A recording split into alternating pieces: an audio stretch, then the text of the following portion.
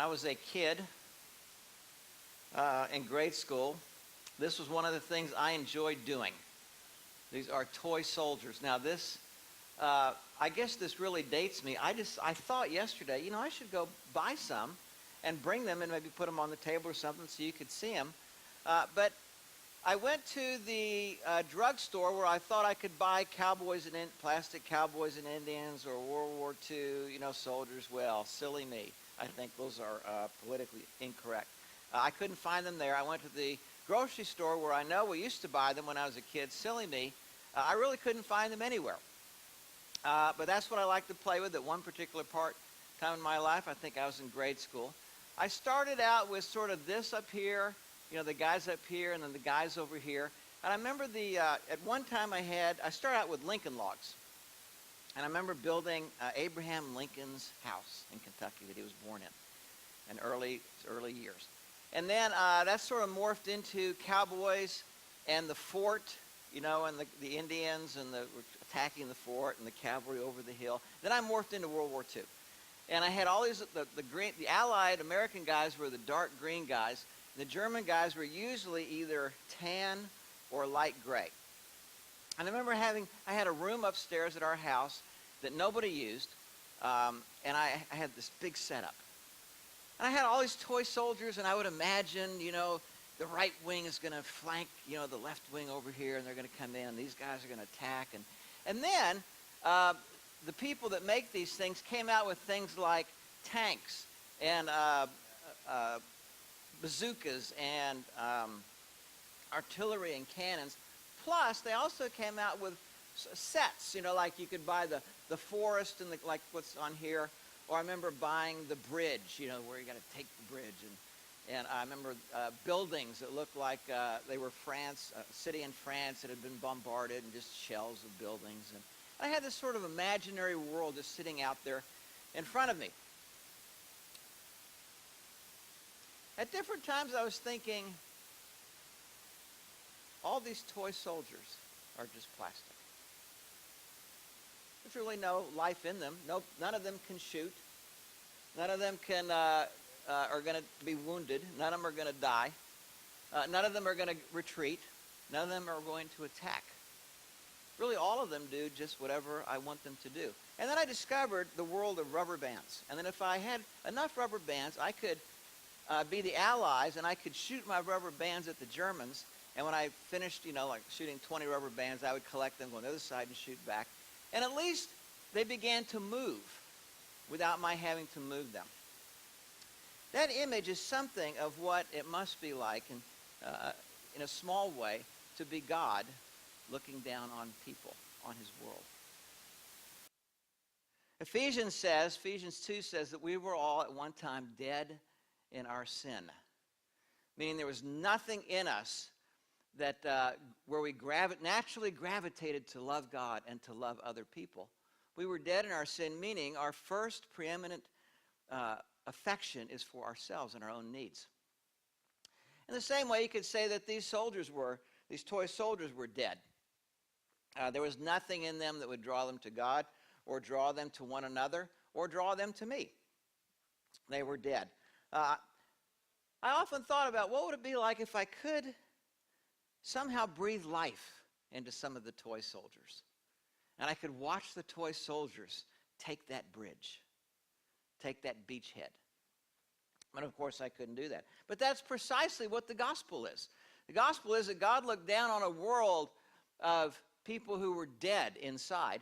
And though they look like people, arms and legs, and they look like they're doing something, firing a gun or carrying ammunition, or trying to shoot the enemy, throwing a hand grenade, though they look like people, there's not any life in them.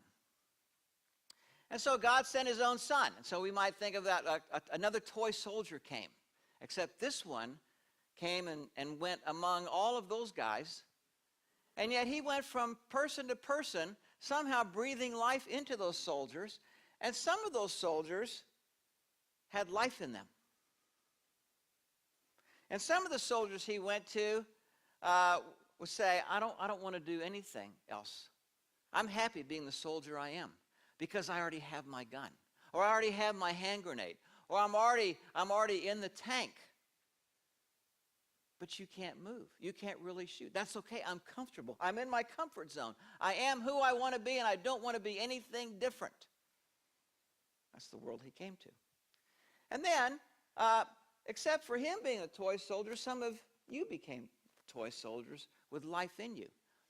And your mission was to go to some of the other toy soldiers and to try to breathe life into them, or at least show them the one that could breathe life into them. And some of them did. And some of them can actually move and actually care about some of the other soldiers, both who are alive and who are still plastic. Now, in that metaphor, we have a summary of the 4 messages that we have done on the New Testament. We have the picture of Jesus Christ, the incarnation, coming into a dark world to breathe life into dead people. Message 1 of the New Testament. The second message we looked at was the Great Commission. Go therefore and make disciples of all nations. Go therefore and breathe life into plastic soldiers that they might really live. Great Commission. Last week we looked at God the Holy Spirit, the one who has power to put life into plastic soldiers and into dead people like us. And today we look at the church, that he's not just putting life into them by himself, but he comes along and he enlists you and me to be a part of this process of turning toy soldiers into real soldiers. When you think about church, when most people think about church, I think the first thing that comes to mind is you have an image of that in your mind. When I was growing up, my image of church was every Sunday morning, I hoped my parents would oversleep the alarm and we would miss church. They rarely did. I hoped somehow they would forget. They rarely did. And we got ready. We had to wear coat and tie back in those days. And they drug us to church. But my image was once I was there, I was sort of glad I was there. And we'd go home and have lunch and the rest of the day. But there's not much really going on there in my image of church. When I went off to college, I said, forget that. Who needs that? Certainly don't need that, especially after staying up late on Saturday night. For a lot of people in our culture, their image of church is organized religion. And they might say, well, I believe in Jesus or I believe in God, but I just don't believe in organized religion. That's an image of Christ. An image of the church. I think for a lot of people, even Christians, the image of church is a place where you go, you sing some songs, you hear a message, you go home. That's pretty much it. There's an image of church that sort of resides in our heads. What is church? After I became a Christian, I was very excited about the church I was in college. I remember the world of the Bible opened up to me, and I became an ardent student. I could not get enough. I kept thinking, how did I miss all this stuff growing up? But I had a tendency to sort of romanticize the church I was going to sort of idealize it. All I could see about my new life in Christ was that there were a few things that needed to get cleaned up. And once those things were cleaned up, I was sort of done. And I just sort of assumed that's how everybody in the church I went to was. It took me about 4 or 5 years to realize this is a whole lot more complicated than it seems. And that even in my own life, that even though there were a few outward things that God did work to clean up in my life, there were a lot of inward things that expressed themselves outwardly that needed to be cleaned up. Way more than I ever imagined. As I read the Bible, I remember thinking about the Old Testament figures as the Old Testament saints. That is, until I actually read their stories and found out that they were a bunch of screwballs like me. Just spiritual screw-ups. Instead of reading about the heroes, I remember thinking, wow, I was really more impressed with how does God love people like this and people like me. When we come into a church, what you realize after you've been here a while is that all of us really are still people. We are sinners, most of us saved by grace, which I am so thankful for. But we cannot take that sin nature that still lies in us and leave it out in the parking lot. Unfortunately for you, I brought mine in with me this morning. And unfortunately for me, so did you. You put 100 people in the same room who all have a sin nature like this, and you're just asking for trouble. It should not surprise us if there is, or if there hurt feelings, or misunderstandings, or miscommunications, or conflict. Now, in a lot of places, if people come to a church and they're involved for 6 months or a year and they start to run into these kind of things, the first thing that comes to mind, I'm out of here. Surely there's a place better than this somewhere. Well, I want to tell you, there really isn't. But we cannot escape our sin nature. Even if you're in a small group of 10 people, you are going to find misunderstandings, times of miscommunication, hurt feelings, having to deal with conflict. That should not be a surprise. In fact, if you think about it, if you think about a marriage where there are only 2 people, think about how difficult this is to learn the transition of dealing with through conflict and misunderstandings and hurt feelings and decisions where each of you want to do something different. What is the wisdom that God has in binding people together in a church? The wisdom is this: character is formed in the context of binding relationships. If it could be done some other way, I suspect God would have done it that way. If it could have been a world of just me and Jesus, where we don't meet together on Sunday or during the week, I suspect he would have said that's a good idea. But I can tell you in my many years as a Christian that I learn a whole lot from some of you. And it's not by sitting in a Bible study hearing you teach. For example, I'm in a peer group with 4 other pastors. One of the reasons why I go to that group is there are a couple men who are more driver personalities than me. And when I'm around those guys, at least once a month, there's something in me that wants to push myself a little harder, to be a little bit more devoted to the task. That's church. It's not that they're giving me a Bible study on diligence or being more of a driver or being more wholehearted or a fighting spirit. It's just that Christ is being formed in these guys, and they exhibit strengths that I don't yet have, but I want. I aspire to. And just by watching them and relating to them over lunch, there's something in my heart that says, that's where I'm headed. That's what I see Christ doing in me. Now, that comes with a cost. And the cost is that as you are in binding relationships, whether it be in a worship on a Sunday morning or a Bible study group, or just having coffee with a friend, stuff surfaces. Inner stuff. And that's how it's supposed to be. That, again, should not be a surprise. And that's the beginning of God taking us and breaking us and changing us through his grace. The first biblical image of a church we find in Acts chapter 2. And it's just a summary, 7 verses. It says, so those who received his word were baptized. They were added that day about 3,000 souls. They devoted themselves. And that is the key word in this passage. They devoted themselves to the apostles' teaching, fellowship, to the breaking of bread, and the prayers. And fear came upon every soul, and many wonders and signs were done through the apostles. This is a healthy fear. All who believed were together and had all things in common. They sold their possessions and goods and distributed them to all as any had need. Day by day, attending the temple together, breaking bread in their homes, they partook of food with glad and generous hearts, praising God and having favor with all the people. And the Lord added to their number day by day those who were being saved. Let's break this down. On the inside of your handout, the first part of this passage all is woven around the word devoted. That's an image. When you think about church, devoted. Probably most of the people in our world, when they have an image of church, the word that comes to their mind is attending. I go, or I stay home. I attend, or I sometimes attend or occasionally attend. But here, the first picture is that of devoted.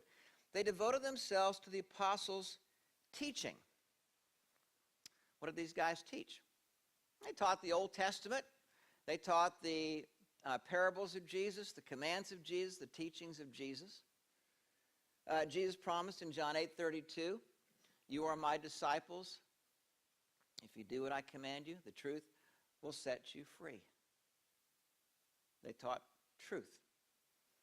The disciples in Acts 17:11 in the little town of Thessalonica, when the church started, says they received the word with all eagerness, examining the scriptures daily to see if these things were so. Eagerness and examining. That's devotion. Eagerness and examining. James 1:22 says, "Be doers of the word and not hearers only, deceiving yourselves." These three things make up, I think, what it means to be devoted to truth, devoted to the teaching. They looked at what Jesus had to say as truth to form their lives. They eagerly examined what they read, and they looked for ways to put it into practice. The second thing they were devoted to was the fellowship. It's the Greek word koinonia, which means in common. In common. The picture is that of being intertwined, interlaced together. You might think of it as doing life together or shared life. Whether you're in a church our size or whether you're in a church as big as Saddleback, somehow you have to figure out a way to intertwine your life with about 10 people. 6, 8, 10 people. That's where I think that's the goal in a church. That's where character is formed in the context of binding relationships. That's where stuff will surface in you that God is going to want to deal with, as well as stuff will surface in the other people as well. Shared life. In one sense, shared life has two components to it. One is our outside world. My outside world consists of my work. It consists of my marriage. It consists of having 3 children and a son-in-law. My outside world consists of my health and coaching a girls' under-6 soccer team, which is just delightful. That's my outside world. And there are places and people where I share something of my outside world, and some of you share some of your outside world with me. But what I need more than that is someone who knows my inside world, what I'm thinking and what I'm struggling with and what I'm battling. That is not normally going to happen in a place like this on Sunday morning, unless it's a church of about 10 people. You need somewhere, someplace, at least one other person where there's a trust in where you can share something of your inside world and they can share something of their inside world with you. That's fellowship in common. Third, they devoted themselves to the apostle teaching, fellowship, to the breaking of bread. And here he's talking about the Lord's Supper, about communion. 1 Corinthians 11, Paul says that after we've taken the body and we've taken the bread, when we do that, we proclaim the Lord's death until he comes again. Now, what does that mean? Well, it means if there are some people here who haven't yet come to Christ, there's a message there. There's a picture, a sermon in a picture. But also, I think what he means is we proclaim the Lord's death to one another and to ourselves. The idea meaning this is what we have in common. We are all equals at the foot of the cross. We are all remember, we want to keep the main thing the main thing. And then they were devoted to the apostles' prayers. Apostles' prayers. When I think about prayer, one of the things I think about is every time I pray, where I'm not just doing something perfunctory, I am really making a statement about my life. And the statement is that there is nothing of vital importance that I can pull off through my own power. I really can't change my heart without prayer. I really can't change the hearts of people I would like to change without prayer. I really cannot have the kind of influence I wish I had with more people without prayer. All the things that are of value. I really can't love well like I aspire to without humility and without prayer. I can't even trust God well without humility and prayer.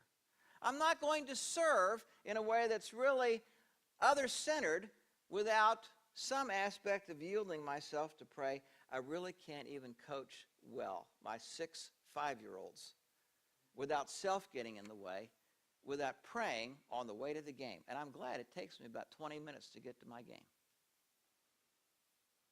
Prayer. Now, devotion is the first part of this. Not attending, not showing up, not an extra in my life, devoted to these items. Then, what Luke describes in the rest of this is a kind of community.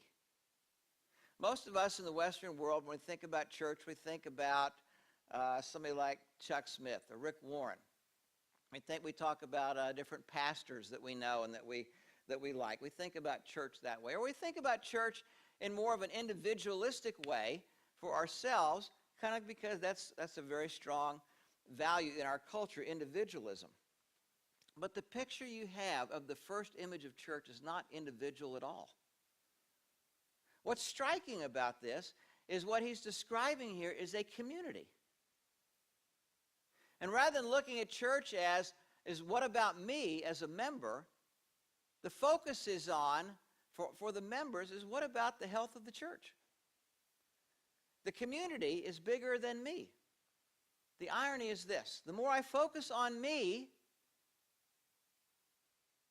the less I feel a sense of value about myself, and the less I'll feel connected.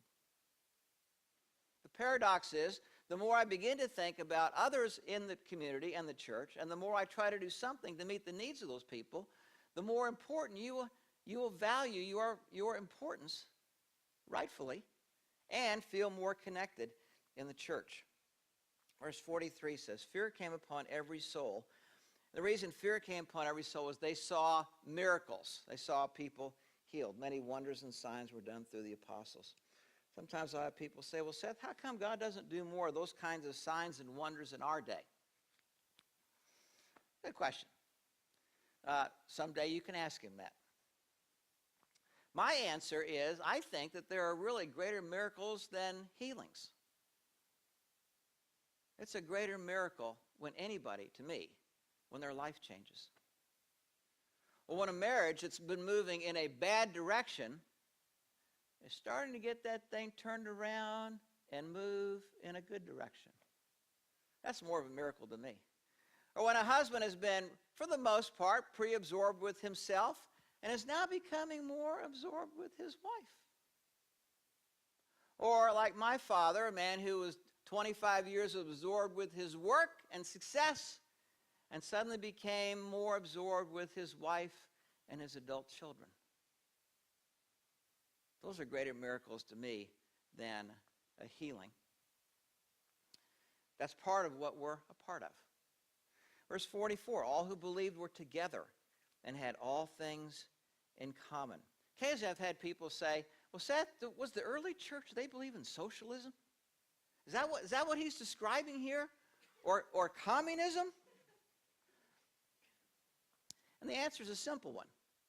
The difference between what he's describing here and socialism or communism is socialism and communism is something that is imposed upon the people, whether you like it or not.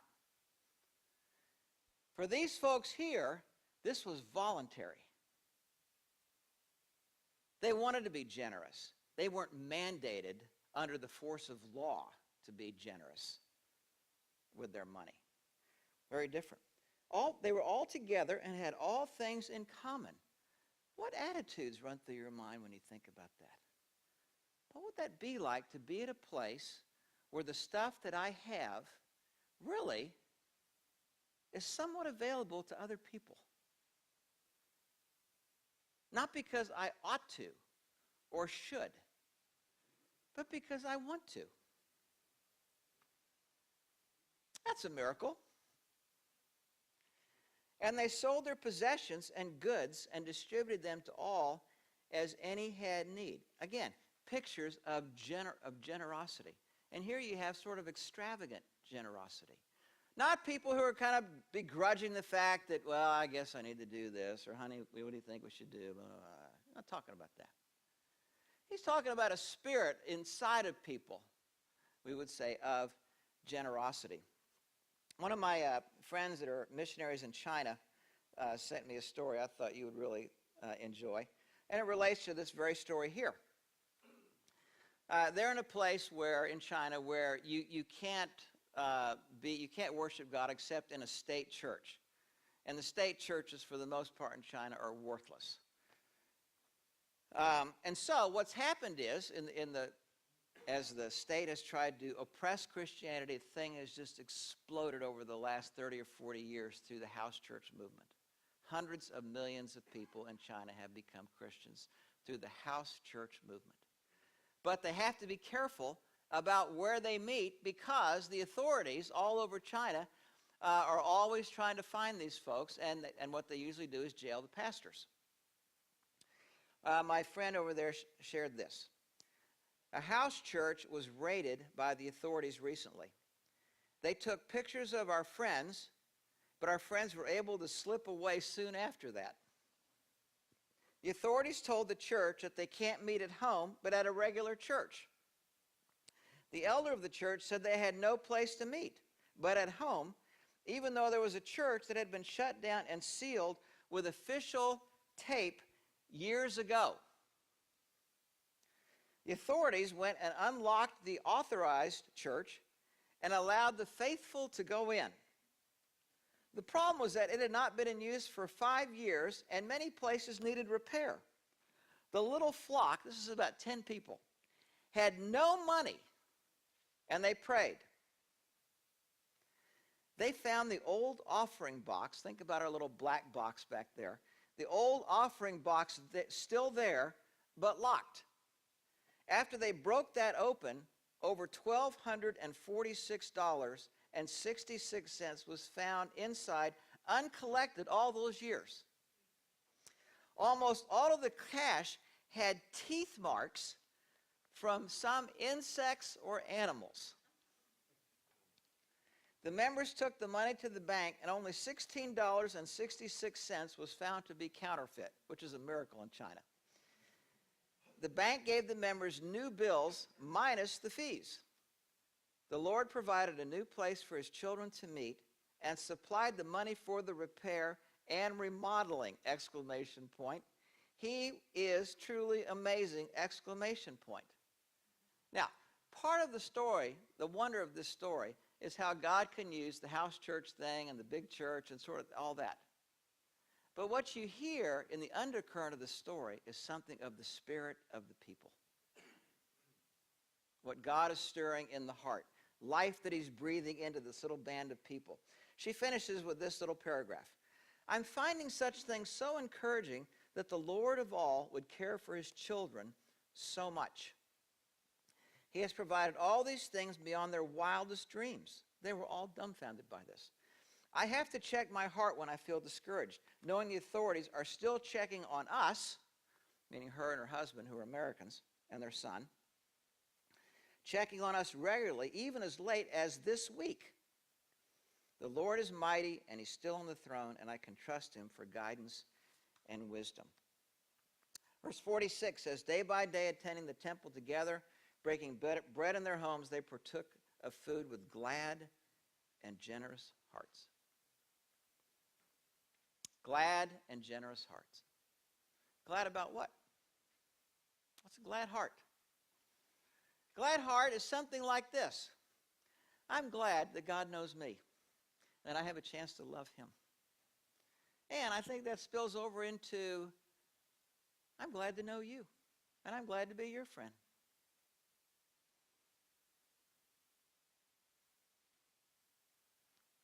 It becomes that type of community. Generous hearts. Generous with what?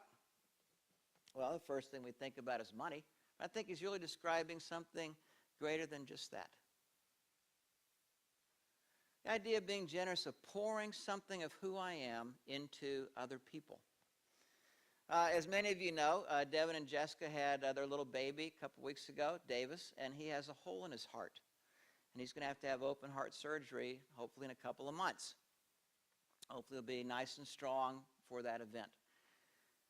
Yesterday we had our men's breakfast, and Devin walked in about 8 o'clock, and it was his first time to really be back at church or youth group or something, church event. He and Jessica have really been through, it's been a tough couple of weeks. He walked in the room, and there were about maybe 4 or 5 of us at the time, and Richard walked in. And Richard saw him and walked over to him and gave him one of the most exquisite bear hugs I've ever witnessed. That hug just shouted, "I am for you, and if I could take some of your pain, I would." Now, we had our breakfast, and then we had our talk. And I didn't know the effect that hug had on Devin, but I decided to take a chance. And so, as we were discussing, the 10 of us were discussing the material, I asked Devin about that. He immediately teared up. And I asked him to put that into words. And he said it was like something like life being poured into him through care. That's something of the spirit he's describing here, a certain kind of community. On the back side of your handout, he finishes this little passage, praising God and having favor with all the people, and the Lord added to their number day by day those who were being saved. It's a kind of community where people like to be together, where they're going to pour something of themselves, something of what Christ is into each other. They were glad to be there and a part of each other's life. Now, I want to finish with just a couple words. Every church is very much an imperfect church, filled with imperfect people, including your pastor. If you happen to think that we are going to somehow have it all together, or we're not at heaven yet, but we're pretty close, you are going to be disappointed. That is really an unfair, unrealistic expectation. We are very much an imperfect. We are sort of like those toy soldiers who aspire to be real soldiers. But there's part of us that still wants to stay as plastic soldiers because it's comfortable. And I know how to do it. You expect me to put down my rifle and learn how to be a cook? You expect me to put down my hand grenade that I've held all these years and I'm ready to throw? To put that down? And to learn how to be a tank commander? No, I think I'd rather just...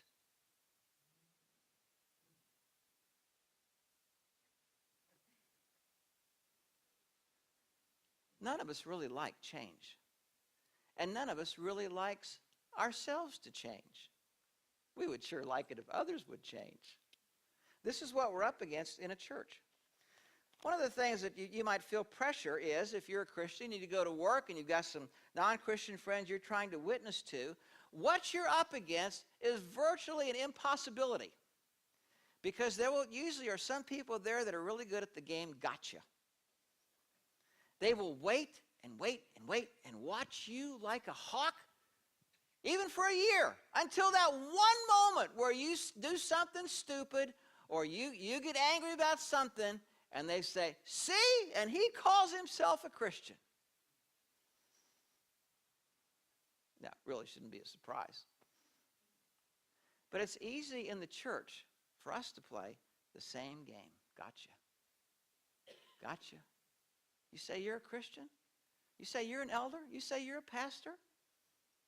And you treated me like this? I'm out of here. I'm gone. We really are toy soldiers who are in process of putting down my hand grenade and learning how to shoot a rifle, or putting down my rifle and learning how to cook, or putting down my cooking utensils and trying to learn how to put up a tent, or learning how to be a sergeant or a drill sergeant, or helping other people learn to go from toy soldiers to real soldiers. We started with some pictures of images of a church, place I didn't want to be, place I hoped I didn't have to go. Organized religion is a common one in our church. A church is a lot like a hospital. I needed a heart transplant for 20 years and didn't know it until I got one. A church is like sometimes going to the doctor's office. I've been wounded and I need to get bandaged up or sewn up. A church is like a grocery store where I need to go and find nourishment for my soul.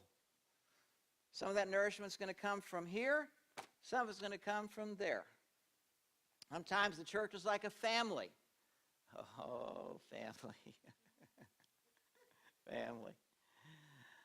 That's where we're supposed to learn about relationships. And how do I forgive each other? And how do we bear with one another? And how do we love one another? And how do we accept one another? And how do we work through conflict? In your handout, there is a sheet of one another commands. 2 pages. This is our curriculum. This is what God is trying to build into you and me as He uses each of us as sandpaper to form Christ in us. I think about church as a lab where I try all kinds of things that don't work, and I finally sort of stumble onto something that does work. I think about sometimes the church is like an army where we really are on a mission together, and our job is to try to defeat the works of Satan and all his work. When Jesus was asked about the church, he went to a different image.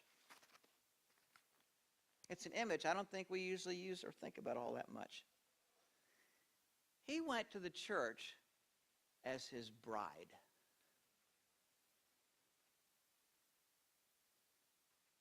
Is that how you think about us together?